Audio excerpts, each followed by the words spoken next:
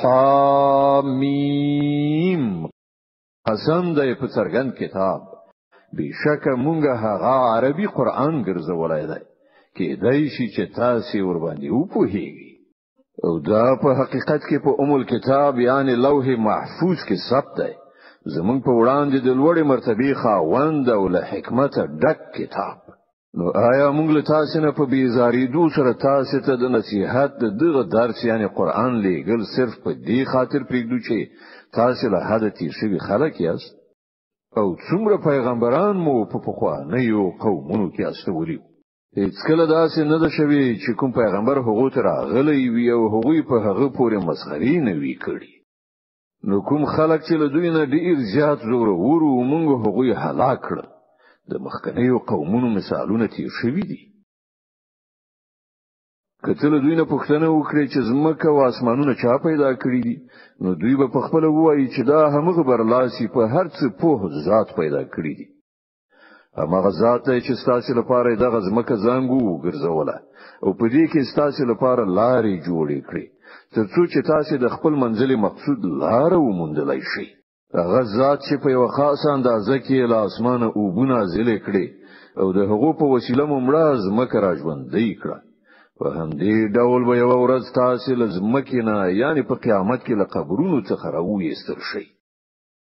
ما غزاد چې دغه ټولي جوړې پیدا کړې او تاسو لپاره د بیړیو او څارویو سپرلۍ پیدا کړې ترڅو چې تاسو د هغو په شاس پاره شئ او کله چې پر هغو کېنئ نو د خپل پروردگار احسان یاد کړئ او وایي چې پاک دی هغه ذات چې زموږ لپاره دغه شیان مسخر کړل کنه مونږ تر کنټرول لاندې د هغو راوستلو وس نه درلود او یو ورځ د خپل پروردگار خواته زموږ ګرځیدل دي او دوی د هغه بندگانو څخه ځینې د هغه جزء ګرځول یعنی ویلي ملائکه د الله لونی دي حقیقت دا دی چې انسان ښکارا احسان هیرونکی دی آیا الله له خپل مخلوق نه د ځان لپاره لونی غوړه کړی او تاسو په ځامن سره سرلوړی کړی او حال دا دی کوم اولاد چې دوی رحمان خدای ته منسوبوي د هغه د زیږیدنې زیری چې کله په خپل له دوی نه یو چاته ورکول کیږي نو مخې له ډیره غمه تور راوړي باید الله په برخه هغه اولاد ورسید چې په غاڼو کې پالنه کیږي او په خبرو او استدلال کې خپل مدعا په پوره ډول ښکارا کولای هم نشي دوی ملائکه چې د رحمان خدای خاص بندگان دي خځې وګڼلې آیا دوی د هغو د جسم ساخت لیدلای دی د دوی شاهدی به ولیکل شي او دوی به د هغې په باب وپوښتل شي دوی وایي که رحمان خدای غوښتلای چې موږ د هغو عبادت نکړو نو موږ به هیڅ کله د هغو عبادت نه وکړای دوی د هغې معاملې پر حقیقت باندې هیڅ نه پوهیږي محض اټکلونه کوي آیا موږ له دې مخکې دوی ته کوم کتاب ورکړی وو چې دوی له ځان سره د پریختو د پرستش لپاره د هغو کوم سند ولري نه بلکې دوی وایي چې موږ خپل پلار نیکه پر یوې کړنلار یعنی دین باندې مونډلی دي د همغو پر قدمونو باندې روان یو په همدې ډول لته مخکې چې هر کلی ته مونږ کوم ویرونکي ولېږه د هغه هوسا شتمنو خلکو همدا ویل چې مونږ خپل پلار نیکه پر یو کړنلار باندې مونډلی دي او مونږ د همغوی د قدمونو پیروي کوو هر پیغمبر له هغونه پوښتنه وکړه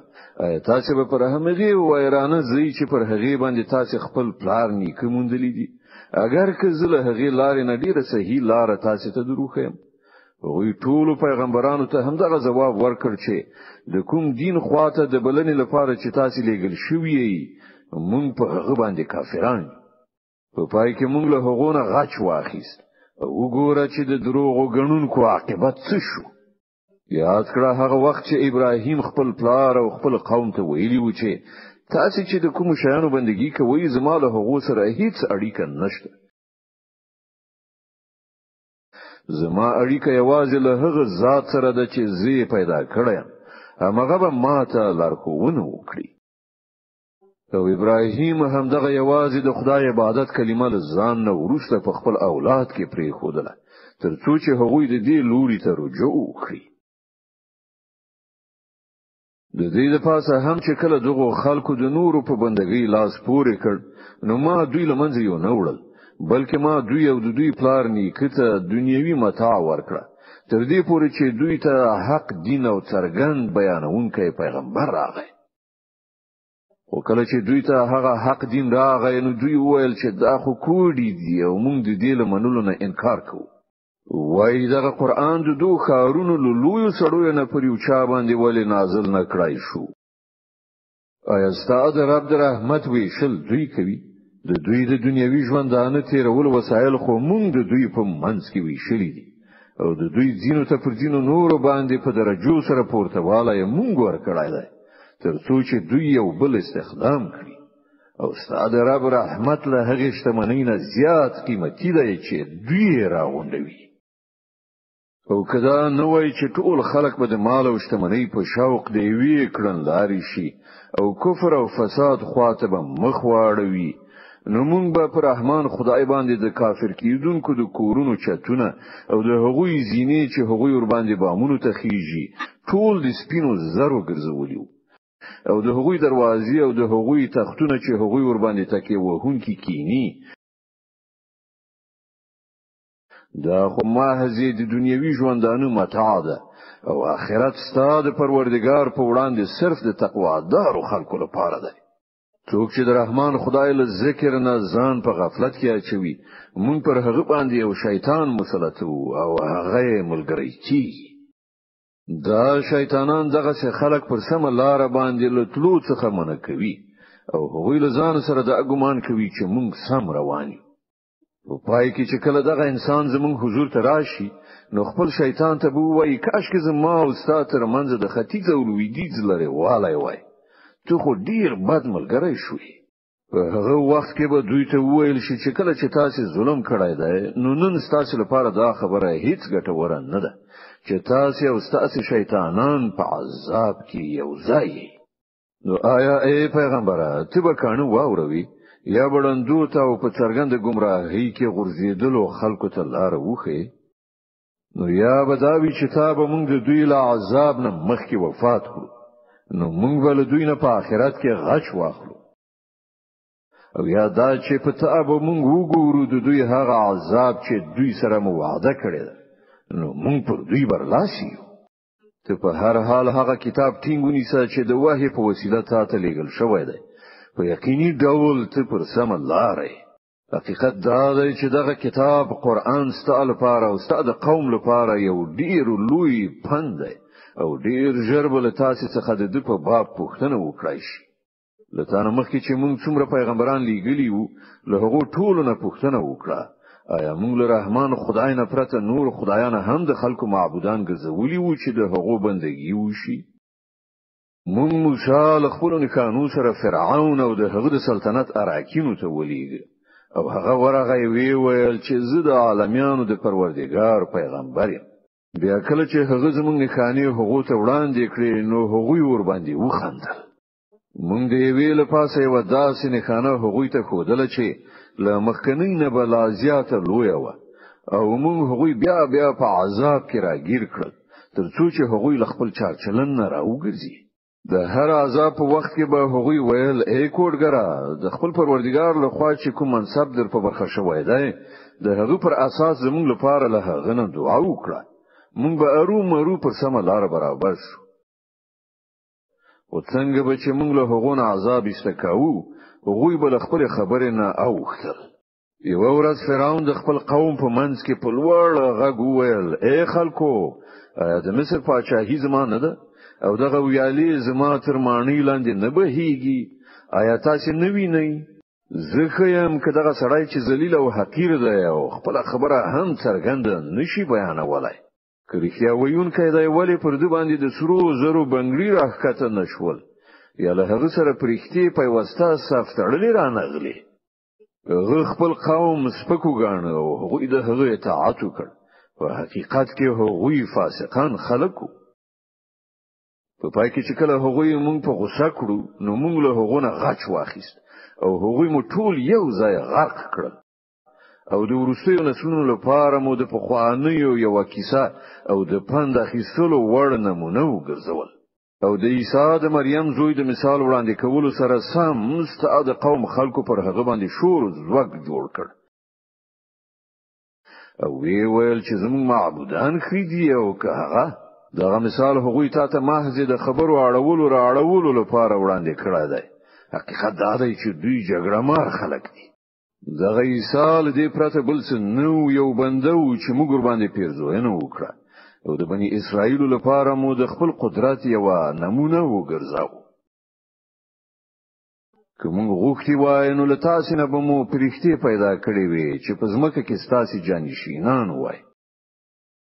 او هغه یعنی عیسی په اصل کې د قیامت یو نښانه ده. نو تاسو په هغه کې شک مکوئ او زما خبره ومنئ. همدغه سم مسیح لاره ده. داسې د نوې چې شیطان تاسو سم لارې نه واړوي چې هغه تاسو ښکارا دښمن دی. او کله چې عیسی څرګندونه قانون سره راغلی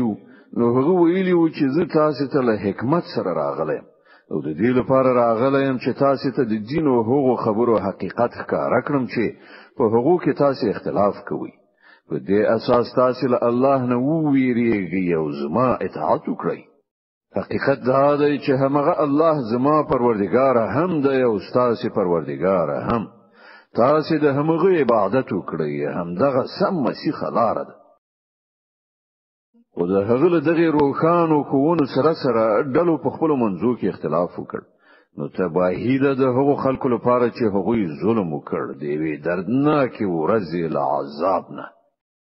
دوی اوس فقط د همدغه شی منتظر دي چې په ناڅاپي ډول پر دوی قیامت راشي او دوی خبر هم نوي. کله چې هغه ورځ راشي نو له تقوادار او خلکو پرته نور ټول دوستان به یو د بل دښمنان شي.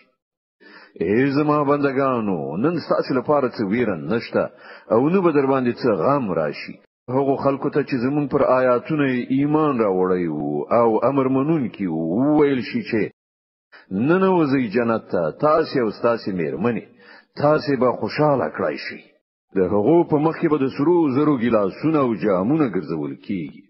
او هر زړه خوښونکی او سترګې خوښونکی شی به هلته موجود وي. دوی ته به وویل شي تاسو به اوس دلته د تل لپاره اوسئ. تاسو دغه جنت وارثان د خپل هغو کړو له عمله ګرځیدلی چې په دنیا کې مو کول. تاسو لپاره دلته پریمانه کې غوړه میوه شته چې تاسو به خورئ. پاتې شول مجرمان نو هغوی به د تل لپاره د دوزخ په عذاب کې اخته وي. هیڅ کله به په عذاب کې کمواله نه راوستل کیږي او په هغه کې به هغوی ناهیلي پراته وي.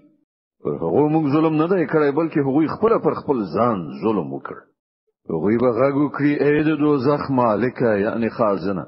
کستا پروردگار زمون کار پای ته ورسوي یعنی د مرګ حکم وکړي نو خده. هغه به جواب ورکړي تاسو به همداسې اوسئ. مونږ تاسو ته له حق سره راغلی وو خو له تاسو نه د زیاترو حق بدی سید. آیا دوی د څه اقدام کولو پریکړه کړې ده؟ خنو مونږ هم بیا د وی فیصله صادرونکي. آیا دوی دا غنل چې مونږ د دوی رازونه او پټي خبرې نه اورو؟ مونږ هر څه اورو او زمونږ پرختي له دوی سره دي. د دوی د کړو او خبرو لیکنه کوي. دوی ته وایي چې پرختي سره د رحمان خدای څخه اولاد وای نو تر ټولو مخکې عبادت کوونکی به زو. پاک دی د اسمانونو او زمکه فرمانروا د عرش څښتن له هغو ټولو خبرو چې دوی هغه ته منسوبوي. خدای دوی په خپل باطل مفکورو کې غرق او په خپل لوبه کې لالهاند پرېږده تر دې پورې چې دوی خپل هغه ورځ وګوري چې دوی ترنه ویرول کیږي. هغه ایکی یو په اسمان کې هم خدای دی او په زمکه کې هم خدای دی او هغه د حکمت څښتن او په هر څه پوه دی. ډېر لوړ او لوی دی هغه ذات چې د هغه په واک کې د زمکه او اسمانونو او هر هغه شی پاچاهي ده چې د زمکه او اسمان په منځ کې دي او هغه ته د قیامت ساعت معلوم دی او د هغه لوري ته تاسو ټول ورګرځول کیدونکي. له هغه پرته چې دوی کوم نور بولی هغوی د کوم شفاعت واک نه لري مګر دا چې څوک د علم پر اساس د حق شاهدی وای. او کله دوی نه پوښتنه وکړي چې دوی چا پیدا کړی دي نو دوی به په خپل وایي چې الله. نو له کوم لوري دوی غولول کیږي؟ قسم دی د پیغمبر په دې قول چې ای رب دا هغه خلک دي چې نیمني. خنو ای پیغمبره دوی ته عفو وکړه او وایي چې سلام دی تاسو ته ډیر ژر به دوی ته معلومه شي